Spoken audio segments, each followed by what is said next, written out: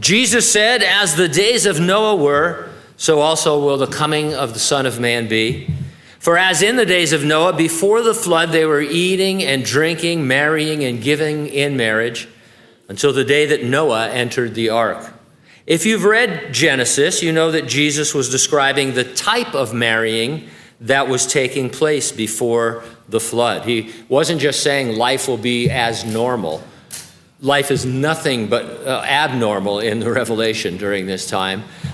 He was saying that there was a particular thing going on regarding marriage and reproduction.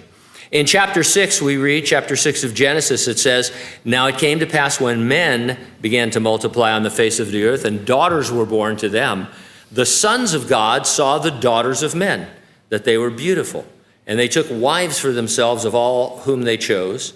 There were giants on the earth in those days, and also afterward, when the sons of God came in to the daughters of men and bore children to them." Now, the sons of God in this passage are fallen angels, about 200 of them, who came to earth. The daughters were human women. Their offspring were giants, and they weren't just tall men. They weren't just basketball players. These guys were completely different. Their genetics were changed. Some of these guys are 12, 13 feet tall. And you read about them on into the Old Testament. They are what we call Nephilim. All ancient rabbis and all church fathers up till about AD 300 taught that the sons of God were angels and the daughters were human women. Most people think, that can't be, and they have other excuses for it or other ideas about it, but that's the way it is. If it's just humans with other humans, then there's, what's the deal? How do you get a 14-foot guy So, according to the Dead Sea Scrolls, and I quote, "Fallen angels procreated the first Nephilim, leading the way to genetic tampering." And so that's what we're really talking about here, is some kind of tampering with the human genome. Obviously, this is a satanic effort to ruin the human race so that the Lord cannot be its savior. So what scholars call the second book of Enoch, it describes the genetic tampering that produced Nephilim, both before and again after the flood. So when Jesus said the end times would be like the days of Noah, one thing he was saying is that there will be genetic tampering again with the human race. So we expect to see that, and we do. The most recent article I read on this topic was titled, "New Genome Testing Company Helps Customers Weed Out Babies with Imperfect Genetics." Here's some excerpts from this article. "A burgeoning West Coast genome testing company is promising prospective parents healthy babies by helping them to selectively discard embryos that show any sign of predisposition to unwanted physical or mental conditions. Observers in the world of science, medicine, and children's rights see in Orchid Health's mission a cruel dystopian future founded upon the erasure of unconditional love from procreation and child rearing.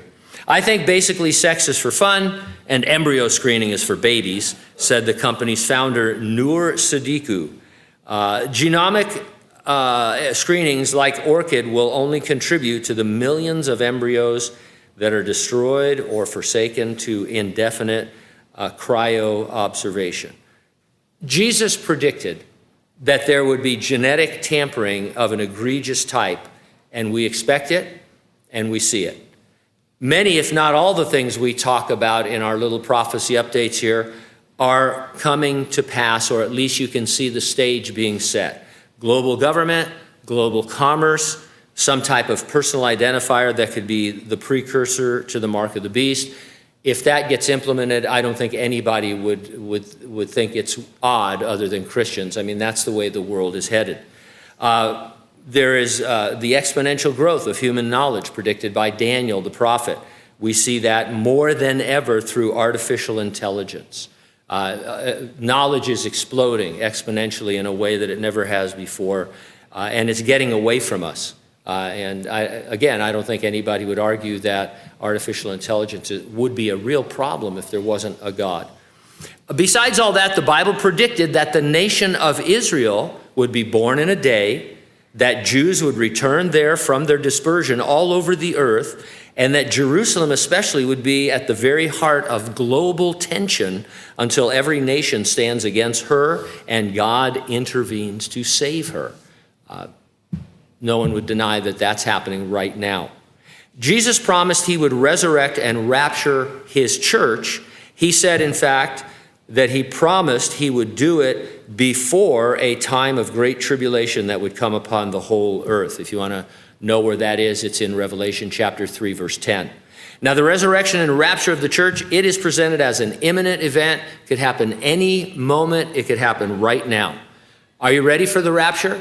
If not, get ready, stay ready, and keep looking up, because ready or not, Jesus is coming.